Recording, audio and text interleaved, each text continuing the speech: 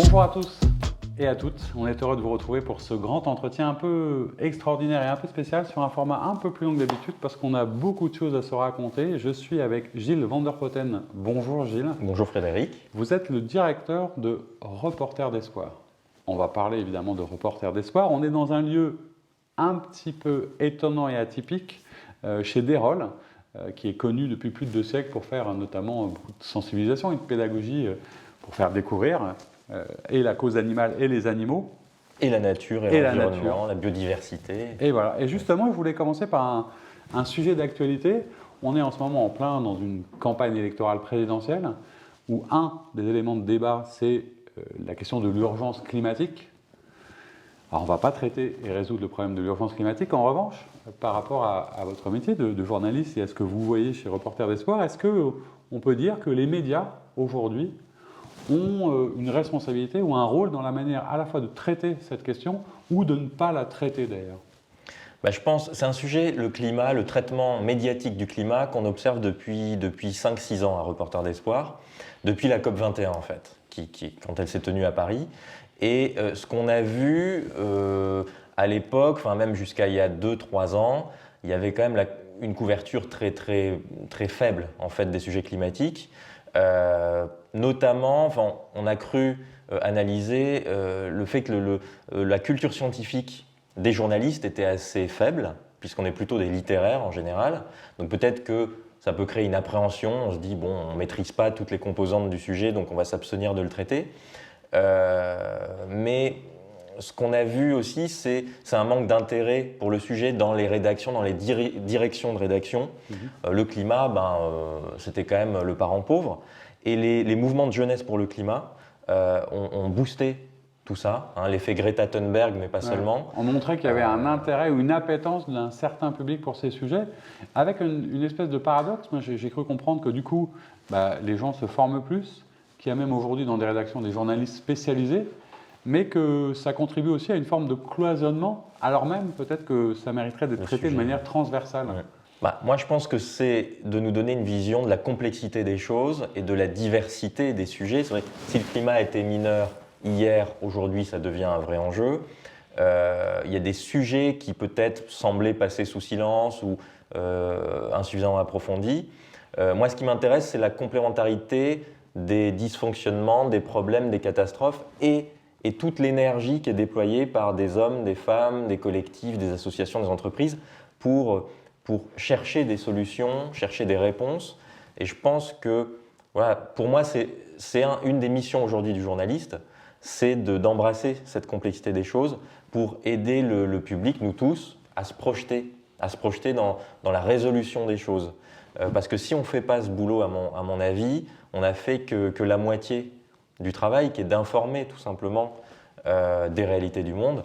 Et si on ne regarde ce monde qu'à travers le monde qui tombe, à mon sens, c'est incomplet. C'est incomplet, ça ne permet pas aux citoyens pleinement d'être informés pleinement de ce qui se passe concrètement. Un peu déprimant aussi, on l'a vu effectivement avec la manière dont a été traitée la Covid, qui finissait par être anxiogène. Je crois que dans les dernières assises du journalisme, il y avait presque 70% des Français qui considéraient que les médias avaient traité ça de manière trop anxiogène et que ça avait contribué en fait à les freiner et à les ralentir. Ce qui montre bien d'ailleurs donc, les médias en général, mais la manière dont on parle des choses, ça permet de façonner la réalité à la fois telle qu'on la voit ou telle qu'on l'imagine. Alors, oui, les médias ne nous disent pas ce qu'il faut penser, mais ce à quoi penser, en mettant les éléments un agenda médiatique quelque part qui fait qu'on hiérarchise, on priorise et que ça peut être perçu comme quelque chose de tout à fait subjectif en fait. Alors on va repartir de ça justement et redécouvrir un peu mieux Reporters d'Espoir. Alors c'est une association au départ ou une ONG, quel est le statut exact de Reporters d'Espoir et ça existe depuis combien de temps? Alors c'est une association loi 1901, reconnue d'intérêt général, qui a été créée en 2003 par des journalistes, des communicants, des entrepreneurs. Il y avait un collectif assez diversifié. Il y a notamment Laurent de Chérizet qui, avec son épouse Marie-Hélène et leurs 5 enfants, avait fait un tour du monde intitulé Passeurs d'espoir. Et ils ont rencontré dans des pays plutôt pauvres ou en développement des personnes qui étaient confrontées à des problèmes d'accès à l'eau, d'accès à l'éducation, à l'énergie, et qui se retroussaient les manches et témoigner que même avec très peu de moyens, avec de la précarité, de la pauvreté, on pouvait, parfois avec l'aide évidemment d'autres, résoudre ce genre de problème. Donc les passeurs d'espoir, c'est ceux qui nous renvoient à cette capacité d'agir, même quand les conditions ne sont pas toutes réunies, même quand le contexte est difficile. Et du coup, la philosophie, c'était de montrer ces gens-là, de mettre en lumière ceux qu'on ne voyait pas. Un petit peu, d'ailleurs, on en reparlera tout à l'heure, mais parfois la ligne éditoriale d'un certain nombre de médias, et je pense à Lyon Positif, qui est dans cette logique de se dire comment on peut rendre visible l'essentiel, c'est-à-dire à la fois mettre la lumière sur ceux qu'on ne voit pas et traiter des sujets dont on ne parle pas. C'est ça un peu la logique. Oui. Alors vous êtes arrivé dans cette association il y a presque 10 ans, oui. Vous en êtes aujourd'hui le directeur. Vous êtes journaliste, je le disais, qu'est-ce qui a suscité cette vocation chez vous, cet engagement? Pourquoi est-ce qu'on se retrouve un jour chez Reporters d'Espoir? C'est une longue histoire en fait de contact avec les équipes de Reporters d'Espoir, puisque quand j'étais étudiant, j'avais monté un festival du film sur l'environnement et le développement durable, c'était en 2006, et déjà à l'époque, j'avais touché par cette histoire des passeurs d'espoir. J'avais pris contact, on avait fait un partenariat en fait, et on distribuait le magazine Reporters d'Espoir auprès de tous les festivaliers. Et puis par la suite, je suis parti dans la banque, en fait, dans l'économie sociale et solidaire, pour promouvoir les coopératives bancaires, donc un modèle alternatif, bien que dominant en France, parce que 60% des banques françaises sont des coopératives.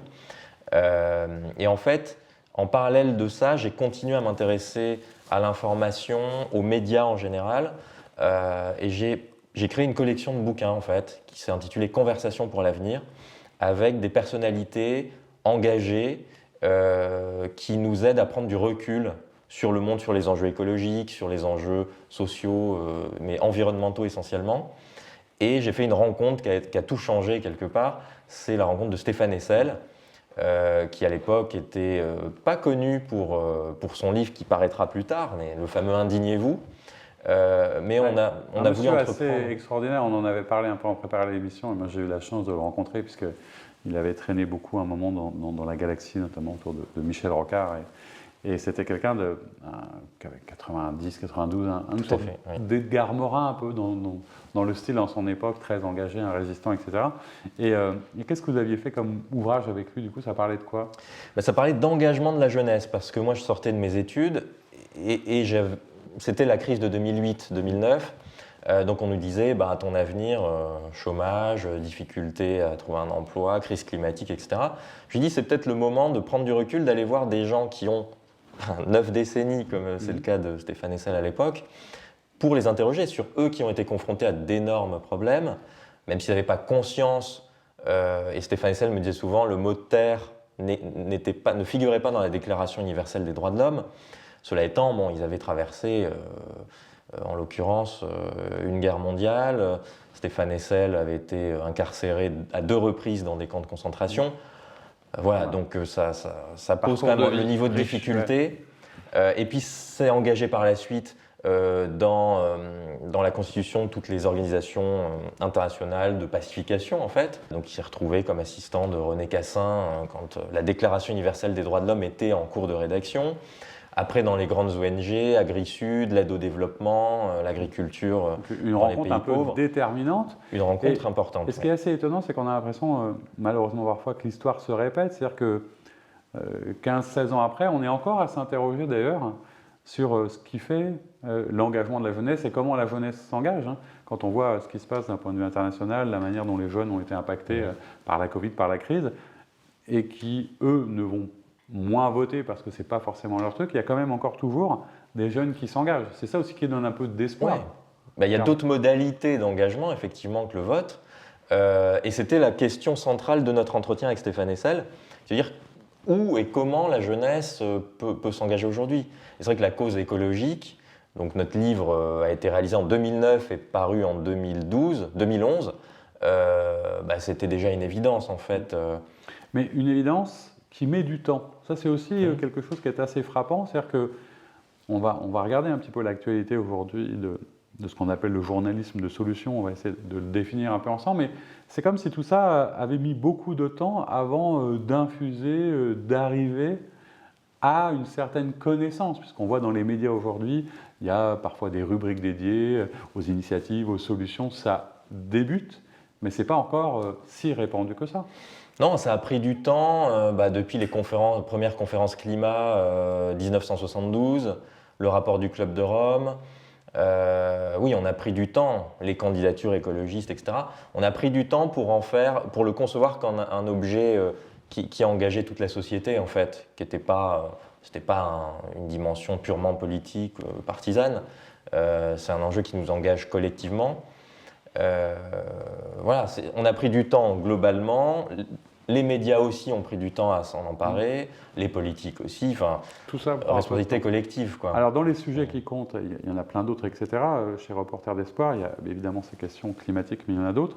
Depuis que vous êtes devenu directeur de l'association, ça fait maintenant quelques années, 3-4 ans.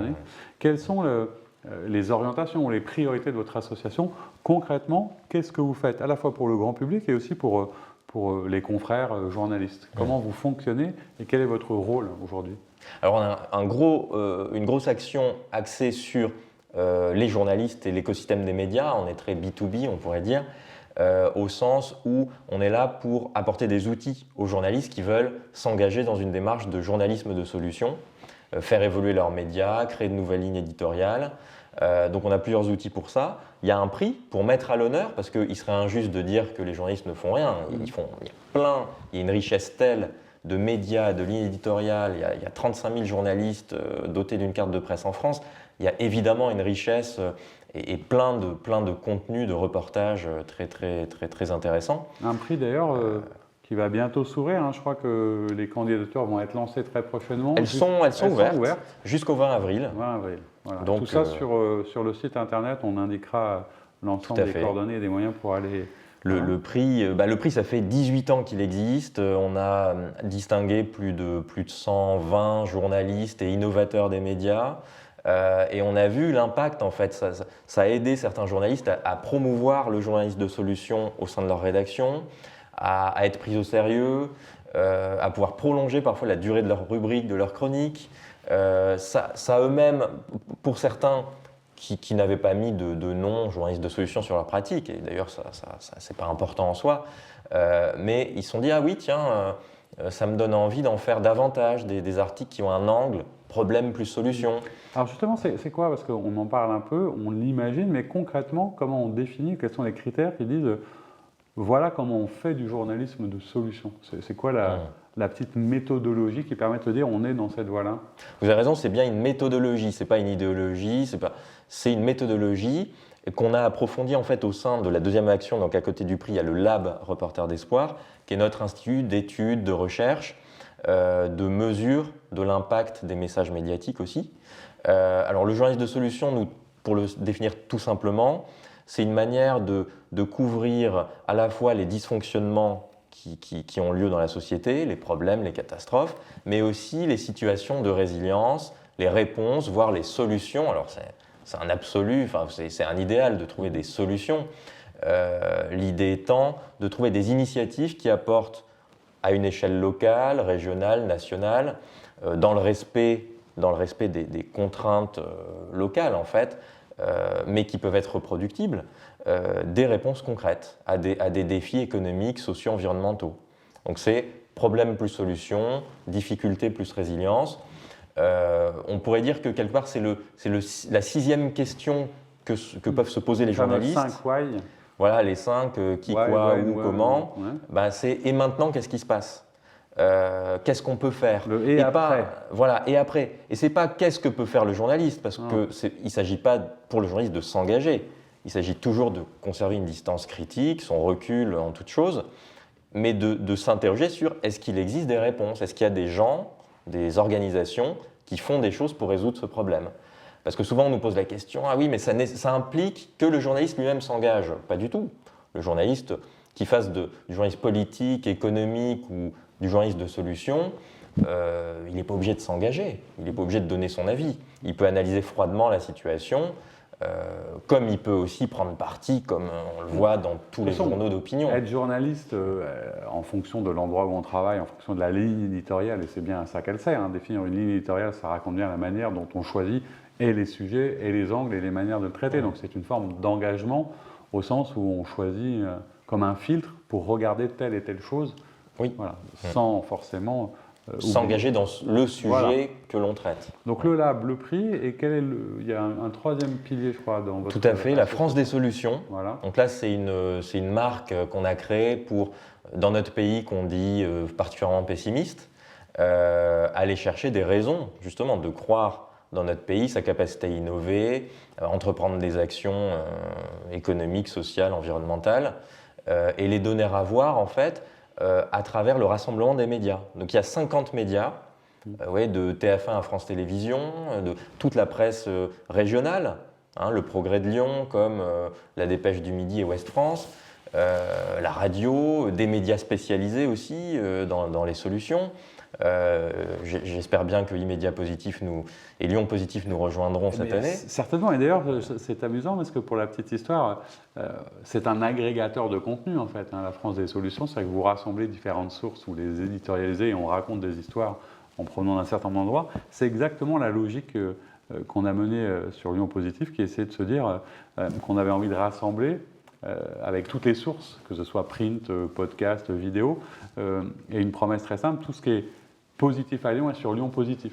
Et d'ailleurs, je vous le disais, je ne sais plus en aparté, mais c'est amusant aussi, et cette rencontre avait du sens pour moi, c'est-à-dire que Immédiat Positif et Lyon Positif est né pendant le confinement de la lecture de votre livre.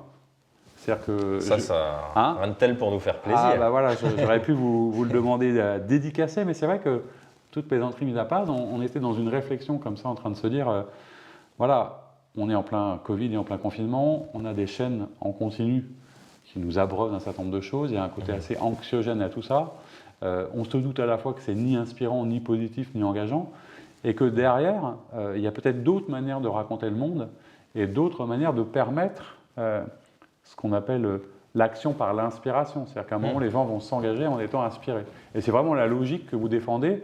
On est content qu'elle fasse contagion, voilà, comme ça, c'était pour vous raconter, puisque c'était un peu votre logique, et c'est comme ça que ça a marché, en ayant beaucoup d'ailleurs d'ancrage dans les territoires, parce que je crois qu'il y a quelque chose qui est important aussi pour vous.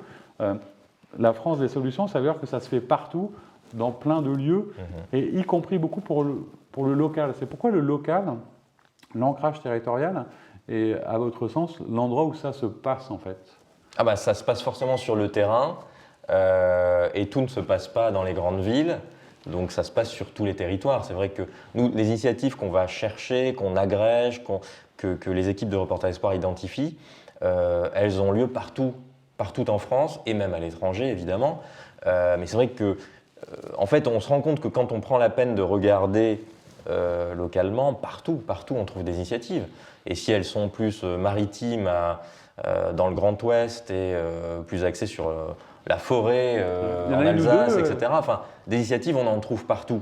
Il y en a une ou deux qui vous viennent en tête, qui vous ont marqué particulièrement quand vous avez fait le tour un peu J'en ai 2500 en base de données, alors pas dans ma tête, mais pour en citer quelques-unes, des initiatives plus ou moins connues, mais Ungersheim en Alsace, commune de un peu moins de 2000 habitants, qui a organisé sa transition écologique, qui l'a planifiée, et de manière très ambitieuse, et qui aujourd'hui est quasi autonome en énergie par rapport à l'approvisionnement en gaz, en pétrole, etc., qui pose question aujourd'hui. C'est intéressant d'aller vers ce type d'initiative pour montrer qu'une petite ville qui n'a pas augmenté pendant des années les impôts locaux a pu malgré tout financer une politique de transition écologique. Dans un autre domaine, à Paris, la fabrique nomade, comment une jeune femme en apprenant que sa mère, donc qui était tunisienne, immigrée en France, qu'elle a toujours connue comme mère au foyer, elle a découvert à l'âge de 35 ans que sa mère avait été brodeuse, couturière. Et elle s'est dit, tiens, on parle de migration, il y a des gens qui arrivent sur notre territoire qui ont des difficultés à s'intégrer. Qu'est-ce qu'on pourrait faire pour les aider et nous aider collectivement ? Eh bien, elle s'est dit, tiens, certains ont des savoir-faire qu'ils aient été couturiers, céramistes, créateurs de mode, etc. Aidons-les à reprendre ce métier en France. Et donc, elle accompagne des dizaines de personnes.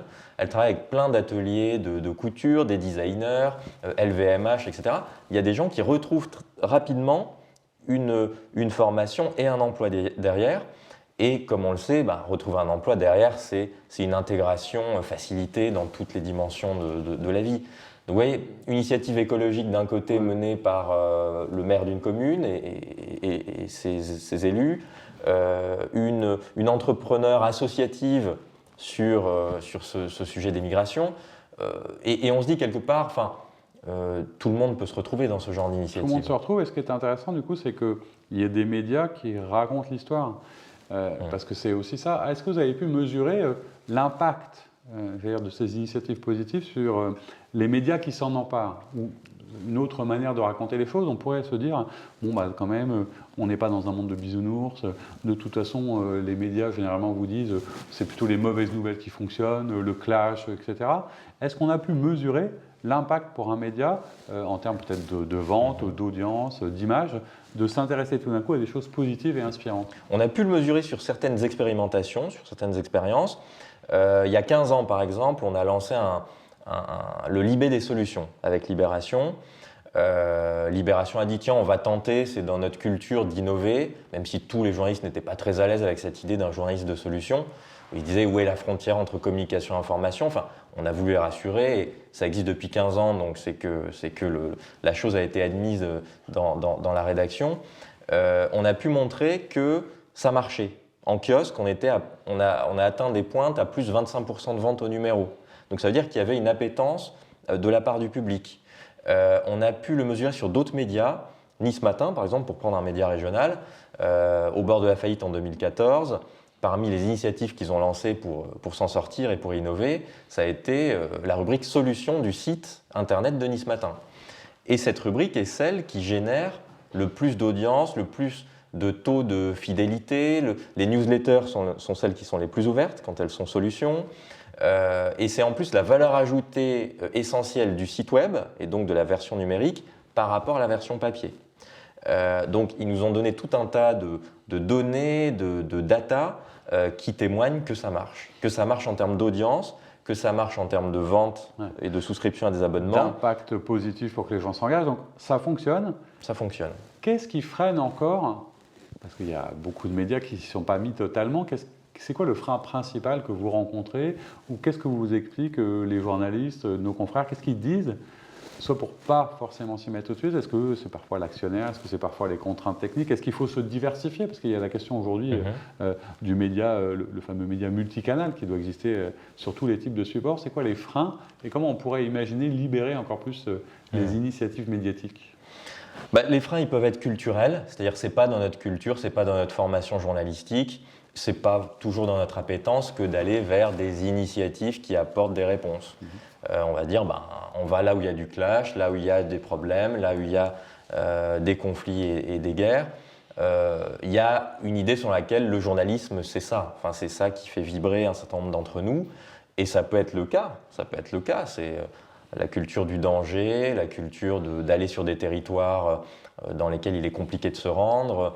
D'ailleurs, tous les prix, on parlait du prix reportage, la plupart des prix journalistiques ont été créés en hommage à des grands reporters de guerre, à des drames, à des gens tombés sur le front, à des incidents dans des stades qui se sont effondrés. Enfin, il y a une dizaine de prix importants en France et ils sont tous basés sur des histoires assez anxiogènes, assez négatives. Cela étant, ce frein culturel, en fait, il saute de plus en plus parce que quand les gens ont bien compris, les journalistes comprennent bien que ce n'est pas de la bonne nouvelle gratuite, c'est pas un chat sauvé par des pompiers alors qu'il était coincé dans les arbres. Ça, c'est ce qui fait le buzz sur Internet, sur les réseaux sociaux. C'est pas ça le journaliste de solution. Donc quand on donne des gages en disant c'est problème plus solution, c'est vraiment de l'information avec du recul critique, etc. Là, quand il y a une méthodo et qu'on a le temps de l'expliquer, tout le monde est d'accord en fait.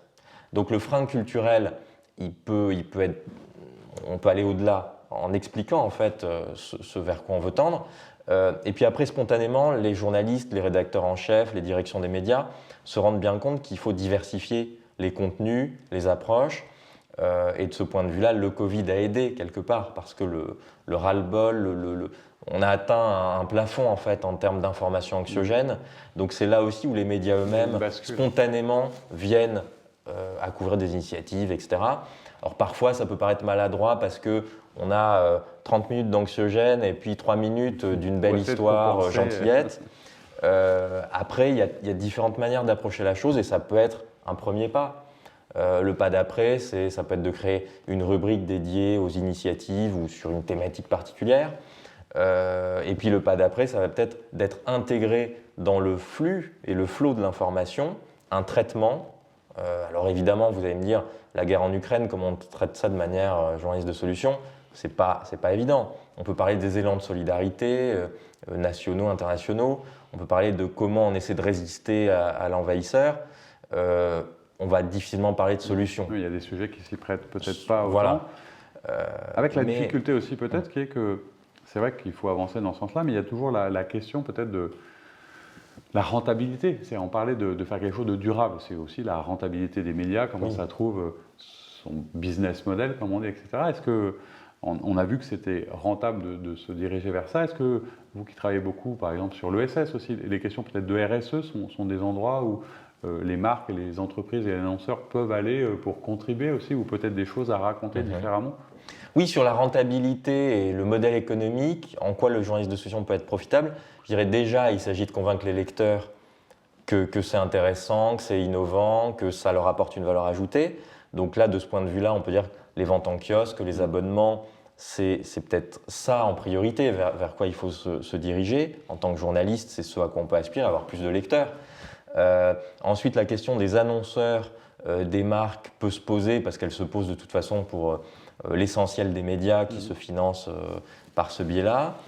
Les recettes publicitaires décroissent. Est-ce que lancer des innovations éditoriales, ça peut aider? Ça a toujours aidé en fait, et c'est pour ça que les médias lancent des dossiers spéciaux, des dossiers thématiques, c'est pour attirer des annonceurs. Donc la question se pose pour le journaliste de solution comme le journalisme tout court, c'est ce mode de financement, ces sources multiples de financement, et au-delà des ventes et des annonceurs, est-ce qu'il y a des voies? Alors c'est ce qu'on est en train d'étudier en fait, parce qu'on est en train de créer un MOOC, un cours en ligne sur le journalisme de solution, et on est en train d'attaquer le chapitre audience et revenus.